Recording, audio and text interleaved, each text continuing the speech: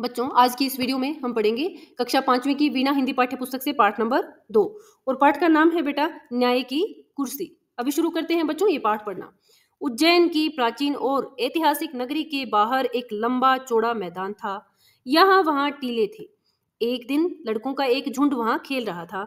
एक लड़का कूदता भागता एक टीले पर चढ़ गया। अचानक वह ठोकर खाकर गिर पड़ा।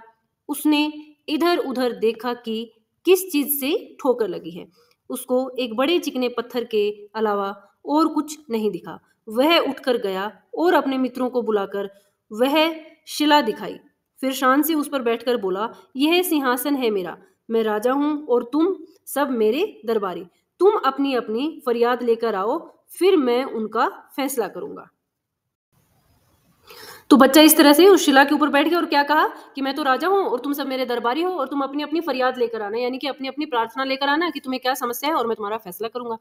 तो आगे क्या हुआ, दूसरे लड़कों को यह खेल पसंद आया। वे एक एक करके आते और कोई काल्पनिक फरियाद सुनाते। काल्पनिक यानी कि अपनी इमेजिनेशन से ही अपनी कोई वो शिकायत लेके आते। फिर गवाह बुलाए जाते, उनकी गवाही ली जाती। उसके बाद राजा बना हुआ लड़का उनसे सवाल करता और अपना फैसला सुनाता। इस तरह से बच्चे खेल खेलने लगे।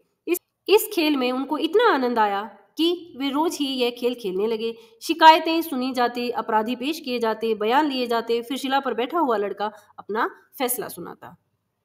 बात इधर उधर फैलने लगी। लोग लड़के की न्याय बुद्धि की चर्चा करने लगे और कहने लगे कि अवश्य ही उस लड़के में कोई दैवी शक्ति है। तो लोगों को क्या लगा कि उसमें कोई देवी की शक्ति है या किसी देवता की शक्ति है और लोग उसके बारे में बातें करने लगे।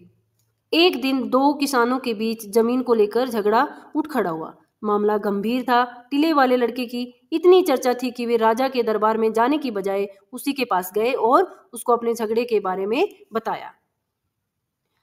लड़के ने बड़ी गंभीरता से दोनों किसानों के बयान सुने।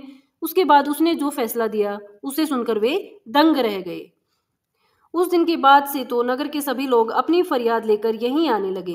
राजा के दरबार में कोई न जाता और ऐसा कभी नहीं हुआ कि लड़के के फैसले से उन्हें संतोष न हुआ हो। इस तरह से जो लड़का था वो बहुत फेमस हो गया। लोगों को लगा कि उसमें कोई देवी की शक्ति है या किसी देवता की शक्ति है और लोग उसी के पास अपनी शिकायतें लेकर जाते। इसी तरह से दो किसानों के बीच में लड़ाई हो गई तो उन्होंने अपनी जो लड़ाई के कारण था वो लड़के को बताया और लड़के ने ऐसा फैसला सुनाया कि सभी हैरान रह गए। तो उस दिन के बाद से क्या हुआ, उस राज्य के राजा के सामने शिकायतें न रखकर लोग उस लड़के के सामने अब शिकायतें रखने लगे। तो फिर क्या हुआ, राजा को कैसा लगा अगर ऐसा हुआ तो धीरे धीरे यह बात राजा के कानों तक पहुंची। उसको बहुत क्रोध आया। उसने गरज कर कहा, उस छोकरे की है मजाल की अपने को मुझसे अच्छा न्याय करता समझे। मैं इन किस्सों में विश्वास नहीं करता, मैं खुद जाकर देखूंगा। ऐसा कहकर राजा अपने लाव लश्कर के साथ मैदान में पहुंचा जहां लड़के अपना प्रिय खेल खेल रहे थे। बड़ी देर तक राजा उनका खेल देखता रहा। वह स्तंभित रह गया। उसने अपने मंत्री से कहा, लड़का सचमुच बहुत बुद्धिमान है। इतनी छोटी उम्र में इतनी बुद्धि का होना आश्चर्य की बात है। इसकी न्याय बुद्धि के आगे तो बड़े बड़ों को लोहा मानना पड़ेगा। लोहा मानना पड़ेगा यानी कि यह बात माननी ही पड़ेगी कि ये बच्चा सच में ही बुद्धिमान है। उसी समय किसी ने राजा को बताया, लेकिन महाराज यह तो रोज वाला लड़का नहीं है, वह बीमार हो गया है। इस कारण कोई नया ही लड़का टीले पर बैठा है। यह तो और भी आश्चर्य की बात है। हो ना हो पत्थर की इस कुर्सी में ही कोई चमत्कार है। मैं इसकी जांच करूंगा। और राजा को क्या लगा कि जो ये पत्थर की मूर्ति है इसी में कुछ खास बात है, यही कोई चमत्कार करती है, यही कोई जादू करती है। और वो कहते हैं कि मैं ही इसको जांचूंगा। राजा का इशारा पाते ही उस स्थान को खोदकर पत्थर को बाहर निकाला गया। राजा ने देखा कि वह पत्थर नहीं, बहुत ही सुंदर सिंहासन था। उस पर बहुत बारीक और खूबसूरत मूर्तियां खुदी हुई थी। उसके चारों पायों पर 4 देवदूतों की मूर्तियां बनी हुई थी। चारों ओर खबर फैल गई। बात ही बात में वहां अच्छी खासी भीड़ जमा हो गई। विद्वान पंडितों ने बताया कि वह ऐसा वैसा सिंहासन नहीं था। सदियों पुराना राजा विक्रमादित्य का सिंहासन था। राजा विक्रमादित्य अपने न्याय और विवेक के लिए बहुत प्रसिद्ध थे।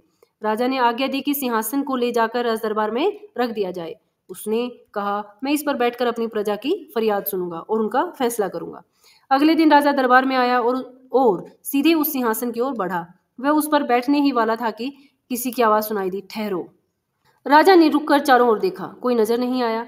वह फिर सिंहासन की ओर बढ़ा।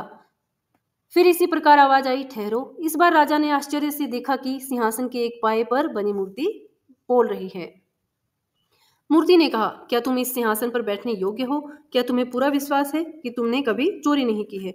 राजा ने लज्जा से सर झुका लिया। यह सच है कि हाल में ही मैंने अपने एक दरबारी की जमीन पर कब्जा कर लिया था, क्योंकि मैं उससे नाराज हो गया था। तब तो तुम इसके योग्य नहीं हो, मूर्ति ने कहा। तुमको 3 दिन तक प्रायश्चित करना होगा। यह कहकर मूर्ति अपने पंख फैलाकर आकाश में उड़ गई। राजा ने 3 दिन तक उपवास किया और प्रार्थना की। चौथे दिन वह फिर दरबार में आया। जो ही सिंहासन पर बैठने लगा, दूसरी मूर्ति ने कहा, ठहरो, तुम विश्वास के साथ कह सकते हो कि तुमने कभी झूठ नहीं बोला?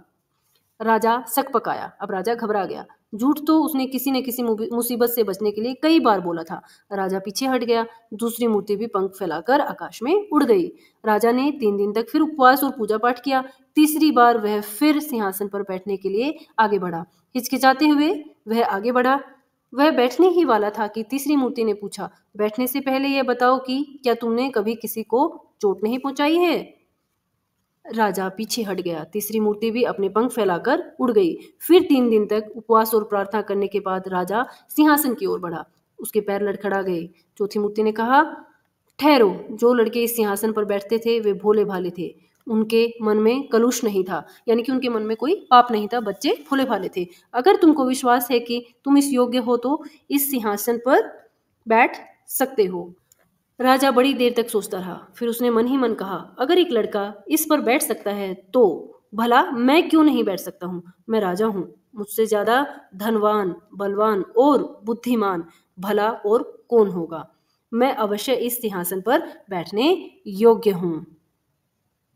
यह कहकर राजा सिंहासन की ओर दृढ़ कदमों से बढ़ा, लेकिन उसी समय चौथी मूर्ति पंख फैलाकर सिंहासन समेत आकाश में उड़ गई और इस तरह से राजा उस कुर्सी पर नहीं बैठ पाया। ऐसा क्या हुआ कि राजा उस सिंहासन पर नहीं बैठ पाया? ऐसा इसलिए हुआ क्योंकि राजा के मन में ईर्ष्या थी, द्वेष थी, पाप था, घृणा थी और अहंकार था। उसमें बहुत सारे अवगुण थे। और बच्चे क्यों बैठ पाए थे?